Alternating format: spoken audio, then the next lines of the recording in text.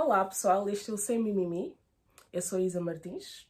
Antes de mais, quero pedir-vos relembrar-vos para seguir as nossas plataformas, Diamante Kiki, Diamante Podcast, Instagram, Facebook, TikTok.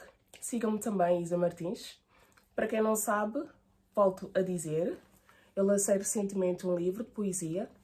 Quem estiver interessado, compre e entre em contato comigo. Hoje temos aqui uma convidada especial que chama-se Luzia Costa. Olá, Luzia, como é que estás? Olá, estou bem, obrigada. Estás bem? Não estás nervosa? Não. Não? Tu és toda para a Frentex, né? Devia, né? Não, achas? Tranquilo, tranquilo. Luzia, eu gostaria muito de saber o que é a maternidade para uma pessoa com limitações físicas. Boa pergunta. Tá, Agora devia começar a ficar nervosa, porque agora está a ficar sério. Eu acho que dá mais... te dá mais força, te dá mais poder, te dá mais coragem. Porque a maternidade tem tendência, como todas as mulheres com ou sem deficiência, tem tendência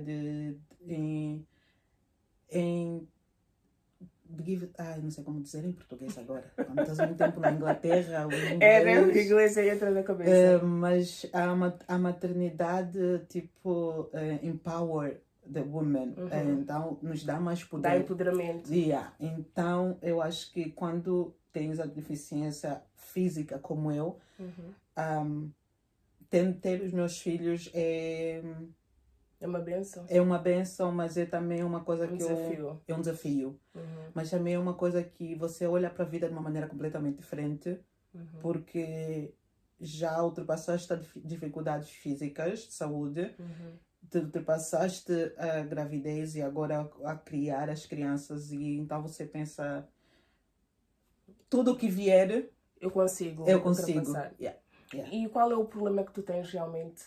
Nasceste com ele ou tiveste algum acidente? Não. Então, eu nasci em Angola e no ano que eu nasci foi devido a uma vacina estragada, brevemente aqui, foi devido a uma vacina estragada que me foi dada, tanto a mim quanto ao meu primo.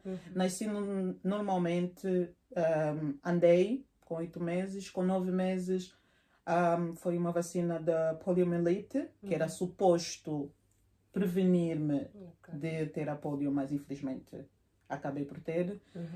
Porque a vacina, o dinheiro para comprar as vacinas boas foi utilizado para outros benefícios do Estado, então eles acabaram por comprar aquilo que já estava estragado no mercado negro e mudaram o rótulo das vacinas. E foram dando essas vacinas estragadas nas crianças. E eu fui uma das que apanhei, estive em coma 5 dias e chegou num ponto que o médico olhou para a minha mãe e disse que aquilo era um hospital católico.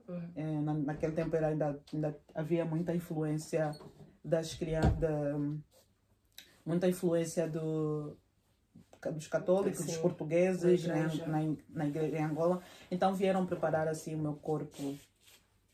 Vieram dar a bênção, porque eu já não era suposto acordar, então já tinha dado sentença de morte.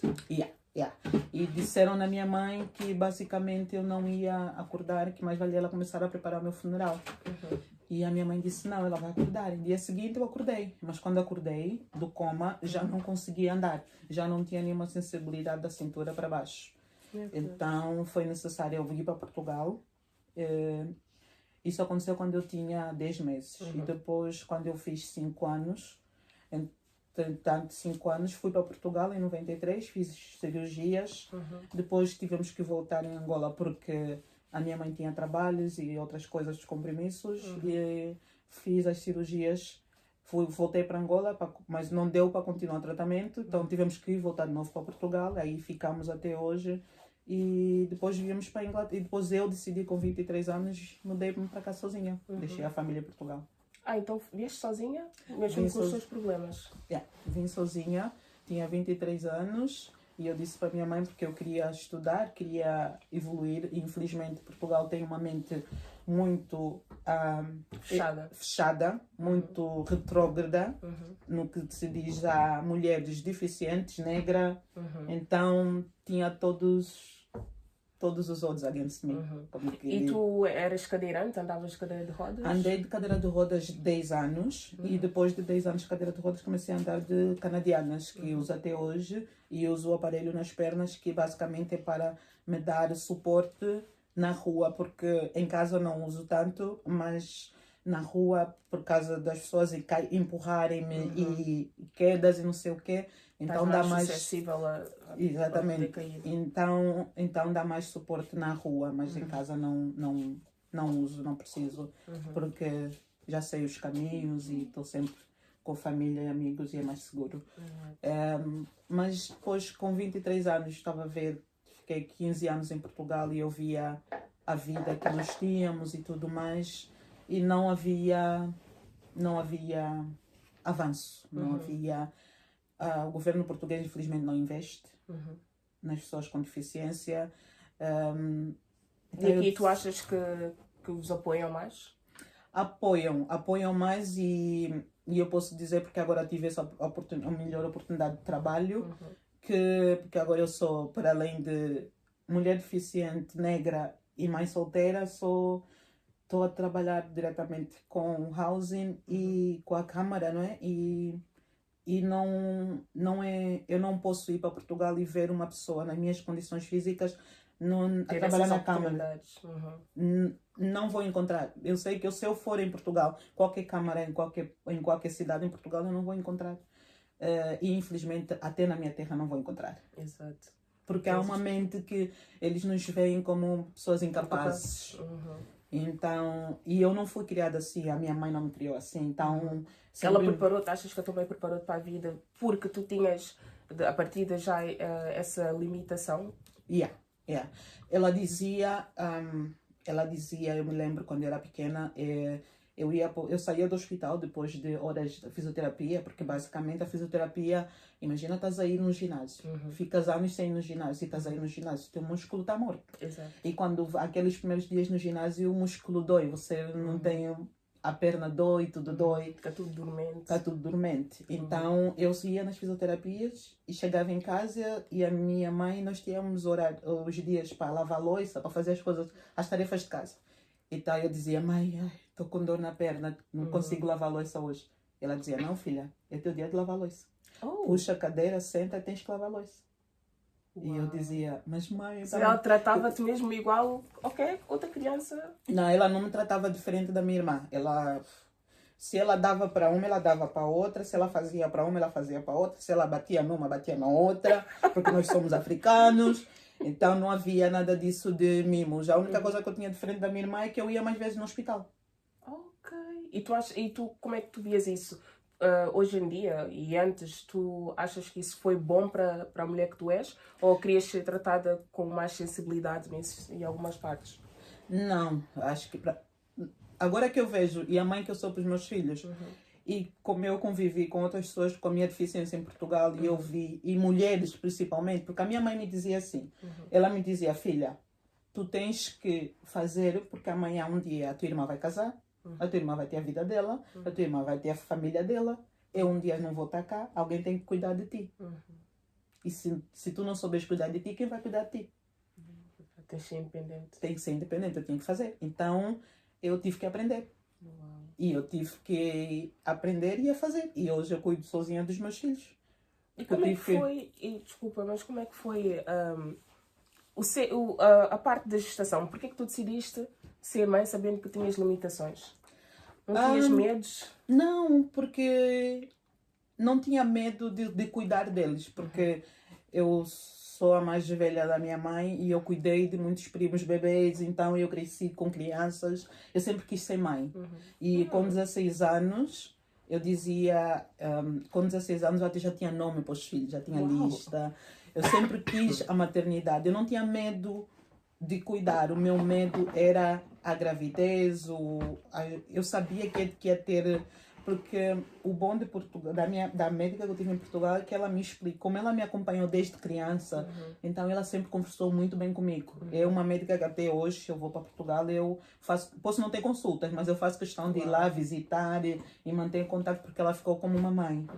Então, e ela me explicou, ela me disse, tu vais poder ser mãe, mas vais ter que, por exemplo, o parto, eu não posso ter parto normal, porque eu não tenho, o meu colo não dilata, devido à minha deficiência.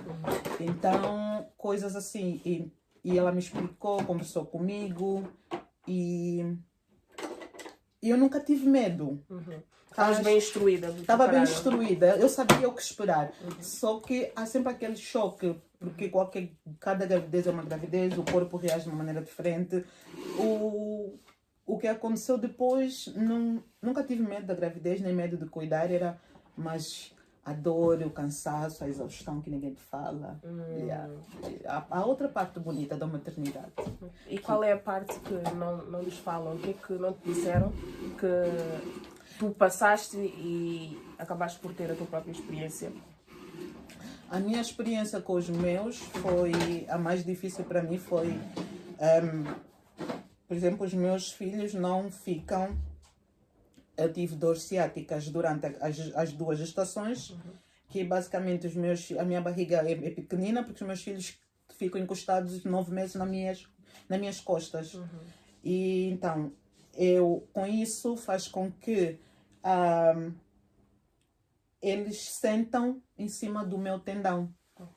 Então, o tendão que liga a coluna e as pernas está sempre bloqueado e a perna prende, e aquelas dores e os vômitos que eu tinha, nem sei explicar, eram 9 meses e não tens como fazer nada, porque não tens como dizer no bebê, olha, sai dali, porque é o espaço que ele encontrou para ficar ali naquele momento. Então era só esperar o momento que ele decidisse sair, a dor aliviava, depois voltava.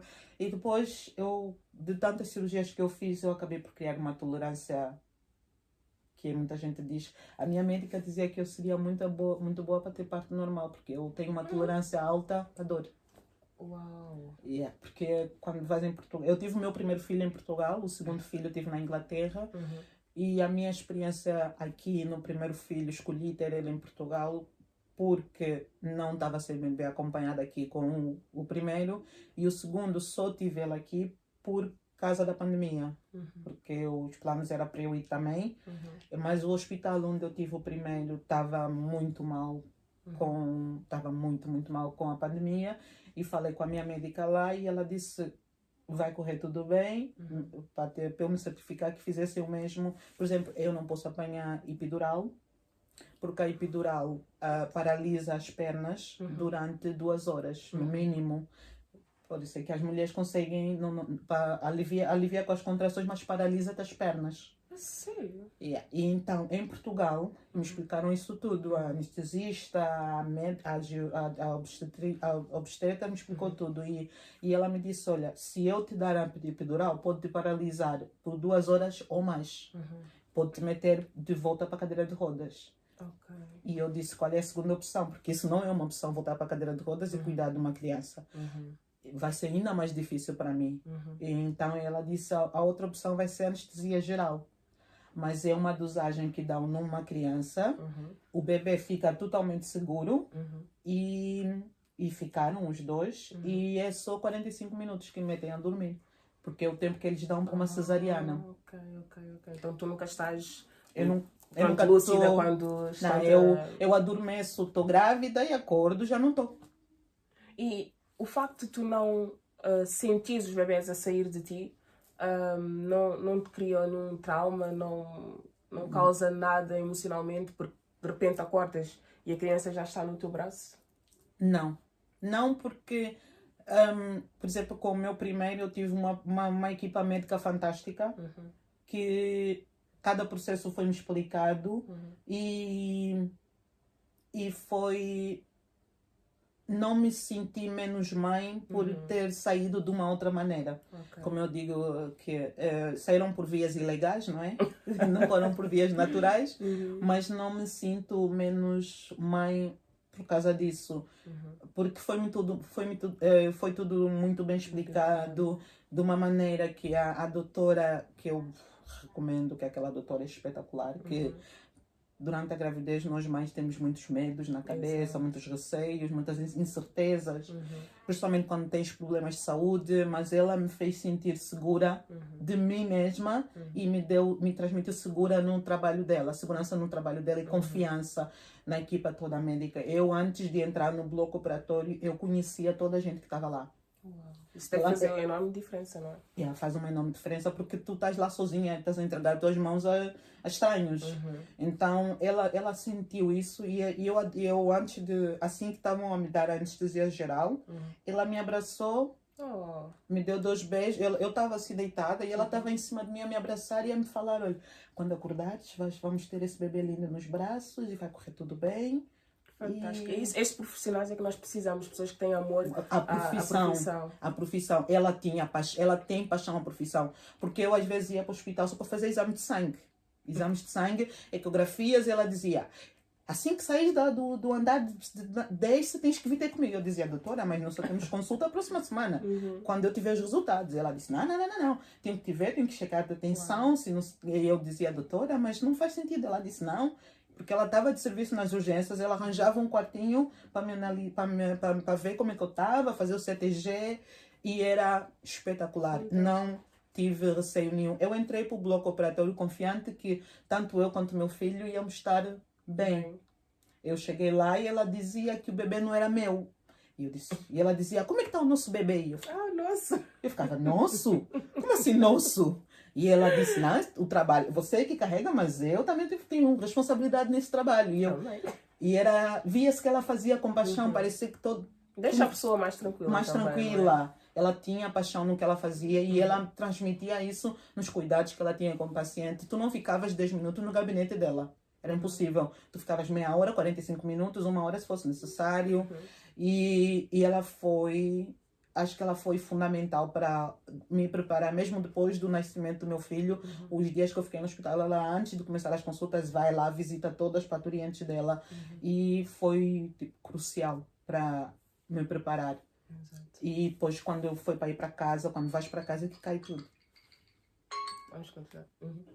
Quando foi para ir para casa, que prepara, cai a ficha e você fica: ai meu Deus, o que eu vou fazer agora? Estou sozinha. E porquê mãe a solo? Qual é a tua situação ao ponto de seres mãe a solo? A minha relação com o pai dos meus filhos não deu certo, mas por falta de maturidade. Infelizmente vivemos foi uma escolha minha, porque eu preferi... Tu só podes tentar. Eu preferi manter a minha paz e criar os meus filhos num ambiente em que não há discussão, em que não há artitos, porque eu cresci assim, eu fiquei uns meses assim com os meus pais, que era toda hora confusão, e eu dizia que eu não posso criar uma criança no meio disso. E meu pai batia na minha mãe e tudo mais, e eu dizia não. Depois de tentar durante um tempo, chega a um ponto que o outro lado pensa que está a te fazer favor, e não é favor, é obrigação. Eu tenho a obrigação de ser mãe dos meus filhos, eu tenho a obrigação de ser pai. Mas a mentalidade dos homens dessa geração é que qualquer coisa que te venham a fazer para os filhos, estão a fazer para as mães. E não é. Então, eu preferi deixar de criar os meus filhos num ambiente em que eu estou sempre a exigir do outro para dar algo, não é para mim, mas para as crianças. Então, preferi criar eles sozinha num ambiente em que eles não vão ter... Porque eu sentia que a discussão constante com ele estava a tirar a energia necessária que os meus filhos precisavam. Exato. O teu foco estava a ir para um lugar diferente. Exatamente. E depois, quando os meus filhos queriam uma atenção minha, o meu filho queria uma atenção, que era a mãe para fazer alguma coisa, eu já não tinha aquela energia, eu já não tinha aquela paciência. E não é justo para a criança isso. Claro. Porque eles não pediram para viver num ambiente assim. Então eu preferi não tentar mais, não insistir no erro. Mas não é importante a presença do pai na vida deles? Ainda por cima que tens 2 rapazes, não é? Com certeza, porque eu vou lhes ensinar o básico, eu vou lhes ensinar como ser boas pessoas, mas como ser um bom homem, eu não tenho como ensinar isso porque eu não sou um homem, eu sou uma mulher. Eu posso apenas ensinar como eles podem tratar uma mulher. Mas as responsabilidades de um homem, eu deixo eles terem contato com o pai sabe onde é que eles vivem, o pai sabe onde é que eles estudam, o pai pode buscar na escola, o pai pode levar para a escola, mas... Então tu não impedes a relação dos teus filhos com o pai? No dia que eles decidirem que não querem ter contato com o pai, é porque eles decidiram. Não é porque eu penso assim, a relação com o pai deles não funcionou, mas é uma coisa entre mim e ele. Agora, a relação dele com os filhos, se não funcionar, isso já é falha dele com os filhos. Então, cada um tem que ter a experiência com cada pessoa e decidir o que fazer com essa experiência. Agora, quando eles quiserem falar comigo e falar, olha mãe, por que vocês não estão juntos? Aí eu converso e explico. Por enquanto eles são pequenos, eu só digo, olha, foram feitas escolhas erradas, porque são crianças, não precisam de se envolver nos problemas dos outros adultos, na bagunça que é a vida adulta. Então eu disse, são escolhas erradas que foram feitas e agora tem que se viver com essas consequências, mas nada afeta o amor e o foco que temos por vocês. Exato. Então nada pode... e não pode destabilizar, porque a criança precisa de um ambiente estável. E se a criança crescer num ambiente que há sempre artitos, discussão, você começa a ver, a criança vai começar a ser... muitas crianças começam a ficar rebeldes. Exato. E é para chamar a atenção. Exatamente. E então, antes que isso aconteça, eu prefiro deixar bem claro que se eles quiserem vir falar comigo, eles podem falar comigo, mas em relação a eles e o pai deles, é a relação deles. é a relação deles. Exato. Eles, a relação deles, e se o pai deles quiser ter contacto, ele tem contacto, é uma escolha que ele que tem que fazer. Se ele não, mas ele é uma coisa que eu deixo sempre bem claro, em momento nenhum ele está a me fazer um favor em ser pai. Eu não estou a lhe fazer um favor em ser boa mãe para os meus filhos. E ele também não vai me fazer favor nenhum. Mas é uma questão de, lá está, muitos entendem, outros não, lá vem a maturidade, a educação que tivemos em casa e às vezes é complicado fazer as pessoas entenderem. Mas eu preferi criar os meus filhos num ambiente... É mais difícil, não aconselho. não aconselho, porque eu tenho amigas que eu digo mesmo que elas até dizem, não, você está sempre a defender meu marido. Eu digo, não é isso. Eu sei como é que é. Mas eu tive que fazer uma escolha que não foi fácil para mim. E não foi tipo, eu decidi hoje e amanhã acabou. Foram meses que levaram para mim chegar até esse ponto. Chegou num ponto que eu senti que já não estava a dar mais. Então, se você está a sentir que vale a pena ainda tentar, tenta pelo bem dos teus filhos. Porque criança precisa de mãe e pai. Mas se sentes que está a ser tóxico e está a afetar as crianças, então é melhor deixar e focar no bem, porque a criança precisa de estabilidade para crescer, para desenvolver bem, para crescer bem. E se não tiver esse ambiente estável, afeta muito. Eu sei porque eu fui uma criança que ficou, graças a Deus, foram 8 meses só, mas a minha mãe vivia assim, e com meu pai. E eu pedia na minha mãe, deixa o meu pai. Era eu que pedia, deixa. Então, quando a minha mãe deixou, foi um alívio. E então eu não quero chegar no ponto de que meus filhos vão ter que me pedir a mim. Isso deve ser duro para a mamãe. É. Não foi fácil. E todos os dias viver sabendo que se eu não levantar e fizer, ninguém faz. Mas tu tens um grupo de apoio, tens pessoas que te ajudam. Sim. Tenho a minha mãe, tenho as minhas irmãs, que eu digo sempre, se elas não estivessem aqui, eu teria ido. Assim que eu tive que a relação com o pai desse acabou, eu teria ido embora. Sério. Então é muito importante uma mulher ter uma rede de apoio, independentemente de ter um pai ou não. E principalmente, mesmo que você estiver numa relação, para te desligar, porque passar o dia, meses, anos, só de criança, às vezes ficas exausta e chegas... ficas muito porque és mulher também, não é? Não deixas de ter uma vida, não é? Exatamente. Então, se tiveres a oportunidade de ter um descanso ou umas horas num sítio ou ir no cinema com as amigas, descansa. Não te vai fazer menos mãe ou não te vai fazer ser má mãe. Simplesmente temos que criar um equilíbrio entre a nossa vida social e a nossa vida materna, que às vezes nós não temos porque há muita culpa. E nós temos que trabalhar, temos que vir para cuidar das crianças, temos que trabalhar, temos que cuidar das crianças, cuidar da casa e nunca acaba. As tarefas nunca acabam. Então é aquele equilíbrio que nós, principalmente as mulheres africanas, temos mas muitas obrigações. Porque nos metem nesse pedestral que eu tenho 2 filhos, mas eu vejo as minhas tias com 5, a minha avó que teve 13. Mas eu acho que o tempo também era outro, não? E aí eu pergunto como é que elas conseguiram. Acho que também o tempo que nós estamos agora, vamos trabalhar, temos tantas atividades para fazer, oportunidades também, então acaba por ser mais coisas que as nossas mães tinham, ou avós tinham naquele momento, porque não, acredito que na altura elas tinham o foco para as crianças e para a casa. Nós já saímos, já vamos fazer outras coisas e queremos fazer tudo. Então é muitas tarefas para uma acho só que pessoa. Agora nós estamos a tentar ter ter uma carreira profissional, ter uma satisfação profissional também, para além da maternidade, porque eu digo pessoalmente, eu estou à procura daquele, eu estou satisfeita em ter os meus 2 filhos, que eu sempre quis ter meninos, eu tenho 2 meninos. Abençoada.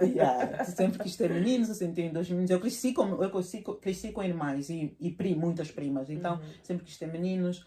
Então agora eu estou à procura daquela satisfação profissional, aquela realização profissional, porque eu penso assim, o exemplo de ser humano, nós muitas vezes tiramos de casa e daqueles que convivem connosco. Eu hoje sou a mãe que sou, graças à mãe que eu tive. Então para mim não é difícil dar para os meus filhos ou fazer pelos meus filhos, porque a minha mãe fez por mim. Então, e a minha mãe é uma profissional e eu também quero que meus filhos digam, olha, a mãe tem limitações físicas sim, a mãe teve dificuldade de nos criar sozinhas sim, mas a mãe conseguiu se formar. Então eu agora estou atrás da minha profissão, atrás de ter uma carreira e mostrar que se eu fiz, não tem por que eles não fazerem quando chegar a vez deles. Principalmente aproveitar as vantagens do país, as vantagens que o país oferece, e as facilidades que o país oferece, porque eles são homens negros. E então, para conseguirem alcançar as coisas, pode ser um bocadinho mais difícil por causa da cor deles, porque ainda existe muito preconceito. Sim, e eu não acredito que vai acabar tão cedo. Então, eu tento mentalizar eles que eles têm que criar os objetivos deles e na escola e ser sempre, não é competir contra os outros, mas contra eles mesmos. Porque eu sei que eles têm que saber que eles têm capacidade para mais. Claro. Não importa o que a sociedade pensa, mas você tem capacidade para mais. Então, quando eu vou na reunião da escola do meu filho e me dizem, ele está muito bem, eu sei que ele está bem. Porque em casa tens confiança naquilo que tu estás a transmitir para eles. Exatamente. Em casa eu dou, em casa eu ensino. Então, quando ele sai de casa, eu sei que ele saiu bem instruído. E ele sabe a mãe que tem. Então, ele sabe que quando ele sai por aquela porta, ele tem que nos representar bem. Uau. Ele tem que saber fazer bem as coisas. Porque ele diz mesmo, ele ainda é pequeno, mas ele vai na escola, ele sabe que ele não pode dizer palavrões. Então, e tem um colega dele que veio me perguntar, olha, ele pode dizer palavrões? Eu disse, não. Ele disse que não pode. Eu disse, sim, porque ele sabe que ele não pode. Há coisas que ele sabe que não podem sair da boca dele, porque não há necessidade para ele falar assim. Se ele quiser comunicar, expressar os sentimentos dele, não precisa dizer palavrões. Então, são pequenas coisas que você começa a incutir nas crianças que ajuda a construir o caráter deles e a personalidade e a fazer com que eles tenham foco na vida. Um objetivo, uma visão e a ver que eu sou mais do que isso. Não é porque aquele está a fazer do lado que eu tenho que imitar. Que eu tenho que imitar. É sempre isso que eu digo nos meus filhos. Não copia. Cada um não copia. Então, cada um tem o seu processo. A minha maternidade a minha gravidez foi eu amo ser mãe, mas não gosto de estar grávida. Não Por ti já tinhas só o bebê, né? Se tivesse alguém, eu queria ter 5 filhos. Assim, eu sou maluca, eu sei. 5? Minha filha. Eu queria ter 5 filhos, mas Quando eu engravidei do meu primeiro, passado 3 meses, eu disse, não, só vou fazer isso 2 vezes. Para ele poder ter um irmão. E eu disse à minha família, eu só vou ter 2, não vou passar. Mas também já está bom. Já tá bom. Já está bom. E eu só tenho 2 mãos, cada um vai numa mão. Tá. Então, não. E dá para Mas temos que dividir. agradecer. E são crianças saudáveis e as gravidezes foram super complicadas. Tive riscos de saúde, mas graças a Deus, olha, Estás aqui, eles estou estão aqui, bem. eles estão bem e são crianças bem desenvolvidas, saudáveis. É isso que Yeah. interessa. É isso que interessa. E um aqui no colo que não me larga. Não te larga, é Não o poder. larga. Mas olha, Luzia, muito obrigada por estares Obrigada aqui, eu. por teres partilhado um pouco da tua história. Obrigada. Obrigada. Assistam. Assistam e sigam as plataformas, como eu já disse, sigam a Luzia e a Isa Martins, claro. Obrigada.